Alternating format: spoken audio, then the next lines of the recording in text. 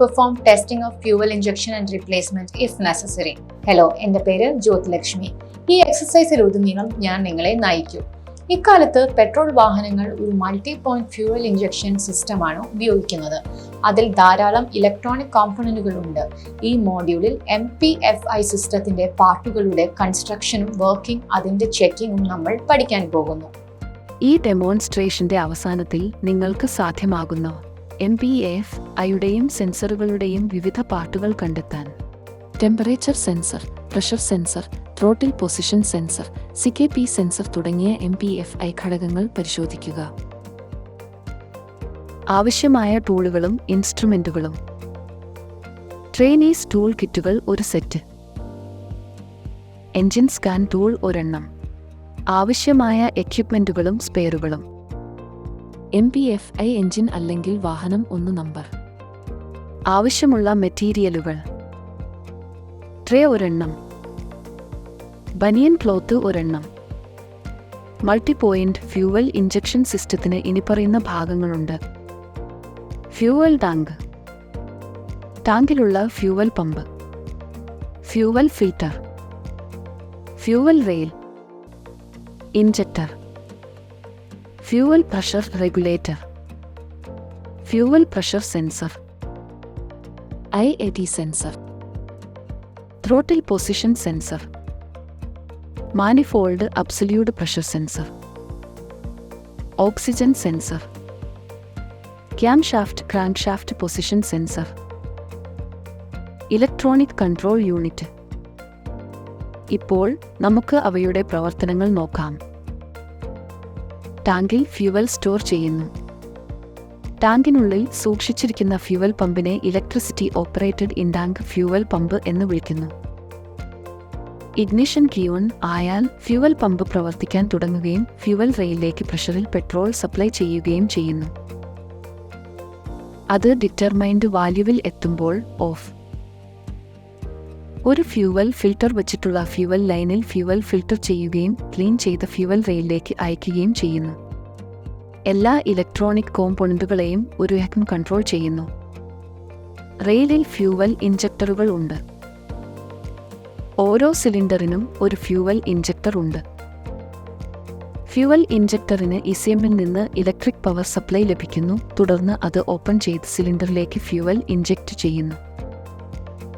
Air filter അസംബ്ലിയിൽ ഒരു intake air temperature sensor വച്ചിരിക്കുന്നു. അത് ഇൻകമിംഗ് എയറിന്റെ ടെമ്പറേച്ചർ ഡിറ്റക്ട് ചെയ്യുകയും വിവരങ്ങൾ എക്വിലേക്ക് അയക്കുകയും ചെയ്യുന്നു. ഒരു ത്രോട്ടിൽ പൊസിഷൻ സെൻസർ ത്രോട്ടിലിന്റെ മൂവ്മെന്റ് മനസ്സിലാക്കുകയും വിവരങ്ങൾ എക്വിലേക്ക് അയക്കുകയും ചെയ്യുന്നു. ഒരു manifold absolute pressure sensor intake മാനിഫോൾഡിൽ സൂക്ഷിക്കുകയും ഇൻകമിംഗ് എയറിന്റെ പ്രഷർ മനസ്സിലാക്കുകയും അത് ഇൻലേക്ക് അയക്കുകയും ചെയ്യുന്നു. ഒരു ഓക്സിജൻ സെൻസർ കാറ്റലിറ്റിക് കൺവെർട്ടറിൽ സൂക്ഷിക്കുകയും എക്സ്ഹോസ്റ്റ് ഗ്യാസുകളിലെ ഓക്സിജന്റെ അളവ് മനസ്സിലാക്കുകയും വിവരങ്ങൾ എക്വിലേക്ക് അയക്കുകയും ചെയ്യുന്നു. ക്യാം ഷാഫ്റ്റിന്റെയും ക്രാങ്ക് ഷാഫ്റ്റിന്റെയും സെൻസറുകൾ ക്യാം ഷാഫ്റ്റിന്റെയും ക്രാങ്ക് ഷാഫ്റ്റിന്റെയും റൊട്ടേഷൻ കണ്ടെത്തി വിവരങ്ങൾ എക്വിലേക്ക് അയക്കുന്നു. MPFI ഘടകങ്ങളുടെ സ്ഥാനം. ECM കണ്ടെത്തുക. സാധാരണയായി ഇത് ഫ്രണ്ട് ബോണറ്റിൽ ബാറ്ററിക്ക് സമീപമാണ് സ്ഥിതി ചെയ്യുന്നത്. ചില വാഹനങ്ങൾക്ക് ഇത് യൂട്ടിലിറ്റി ബോക്സിന് സമീപമോ ഡ്രൈവർ ക്യാബിന് കീഴിലോ നൽകിയിട്ടുണ്ട്. എയർ ഫിൽട്ടർ അസംബ്ലിയിൽ സൂക്ഷിച്ചിരിക്കുന്ന IAT സെൻസർ കണ്ടെത്തുക. ത്രോട്ടിൽ ബോഡിയിൽ സ്ഥിതി ചെയ്യുന്ന TP സെൻസർ കണ്ടെത്തുക. ഇൻടേക്ക് മാനിഫോൾഡിൽ സ്ഥിതി ചെയ്യുന്ന മാപ്പ് സെൻസർ കണ്ടെത്തുക. ക്യാം ഷാഫ്റ്റിന്റെ മുന്നിലോ പിന്നിലോ സ്ഥിതി ചെയ്യുന്ന CMP സെൻസർ കണ്ടെത്തുക. ഫ്ലൈ വീലിനു സമീപം സ്ഥിതി ചെയ്യുന്ന CKP സെൻസർ കണ്ടെത്തുക. ടാങ്കിനുള്ളിൽ സൂക്ഷിച്ചിരിക്കുന്ന ഫ്യൂവൽ പമ്പ് കണ്ടെത്തുക. ഫ്യൂവൽ പൈപ്പ് ലൈനിൽ സ്ഥിതി ചെയ്യുന്ന ഫ്യൂവൽ ഫിൽട്ടർ കണ്ടെത്തുക. എഞ്ചിനിലെ fuel rail, injector, ignition coil എന്നിവ കണ്ടെത്തുക. ഫ്യൂവൽ റെയിലിൽ സ്ഥിതി ചെയ്യുന്ന ഫ്യൂവൽ പ്രഷർ റെഗുലേറ്ററും ഫ്യൂവൽ പ്രഷർ സെൻസറും കണ്ടെത്തുക. സ്കാൻ ടൂൾ ഉപയോഗിച്ച് എഞ്ചിൻ ഇലക്ട്രോണിക്സ് സ്കാൻ ചെയ്യുക. Data link connector DLC port തിരിച്ചറിയുക. സ്കാൻ ടൂളിന്റെ 16 പിൻ കണക്ടർ DLC കണക്ട് ചെയ്യുക. ഇഗ്നിഷൻ ഓൺ ആക്കുക. സ്കാൻ ടൂളിന്റെ പവർ ബട്ടൺ ആക്കുക. സ്കാൻ ടൂളിൽ കൺട്രി, മേക്ക്, മോഡൽ തിരഞ്ഞെടുക്കുകയും ചെയ്യുക. Diagnostic trouble code DLC read ചെയ്യുക. ഒരു പ്രശ്നവുമില്ലെങ്കിൽ അത്നോ ട്രബിൾ കോഡ് കാണിക്കുന്നു. എഞ്ചിൻ ഇലക്ട്രോണിക്സിലോ എമിഷൻ കൺട്രോൾ സിസ്റ്റത്തിലോ എന്തെങ്കിലും പ്രശ്നം ഉണ്ടായാൽ അത് പെർട്ടിക്കുലർ പാർട്ടിലെ ട്രബിളിന്റെ ടൈപ്പ്. പ്രശ്നം പരിഹരിച്ച് വീണ്ടും പരിശോധിക്കുക. IAT sensor testing. സെൻസറിൽ നിന്ന് കപ്ലർ ഡിസ്കണക്ട് ചെയ്യുക. സെൻസർ നീക്കം ചെയ്ത് മൾട്ടിമീറ്റർ റെസിസ്റ്റൻസ് മെഷർമെന്റ് സെറ്റിംഗുമായി കണക്ട് ചെയ്യുക.